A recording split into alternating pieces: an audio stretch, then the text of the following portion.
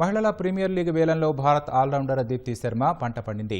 ప్రపంచ కప్లో player of the సిరీస్గా నడిచిన దీప్తిని దక్కించుకునేందుకు ఫ్రాంచైజీలు పోటీపడ్డాయి.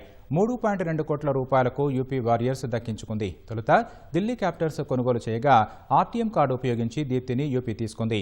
ప్రపంచ కప్లో రాణించిన తెలుగు అమ్మాయి శ్రీచరణిపై కూడా కాసుల వర్షం కురిసింది. 1,30,00,000కు ఢిల్లీ క్యాపిటల్స్ శ్రీచరణిని సొంతం చేసుకుంది. మరో తెలుగు అమ్మాయి అరుంధతి రెడ్డిని 75 లక్షలు పెట్టి బెంగళూరు కొనుగోలు చేసింది. కివీస్ ఆల్రౌండర్ అమేలియా కెర్నో 3 కోట్లకు ముంబై దక్కించుకోగా మరో కివీస్ ఆల్రౌండర్ సోఫీ డివైనో 2 కోట్లకు గుజరాత్ సొంతం చేసుకుంది. భారత వెటనర్ ఆల్రౌండర్ శిఖా పాండే, స్పిన్నర్ ఆశా శోభనలకు వేలంలో అనూహ్య ధర లభించింది. శిఖా పాండేకు 2.4 కోట్లు, ఆశాకు 1,10,00,000 రూపాయలు వెచ్చించి యూపీ సొంతం చేసుకుంది. అంతర్జాతీయ క్రికెట్కు వీడ్కోలు పలికిన ఆసీస్ మాజీ కెప్టెన్ అంబిగ్ లానిన్కు 1,90,00,000 వెచ్చించి యూపీ కొనుక్కుంది. దక్షిణాఫ్రికా కెప్టెన్ లారా హోల్వార్ను 1,10,00,000కు ఢిల్లీ సొంతం చేసుకుంది. Aussies captain Alyssa Healy, Grace హాలేస్, తజ్మిన్ బ్రిడ్స్, అమీ జోన్స్ వంటి స్టార్ ప్లేయర్లకు కొనుగోలు చేసేందుకు ఫ్రాంచైజీలు ఆసక్తి చూపలేదు.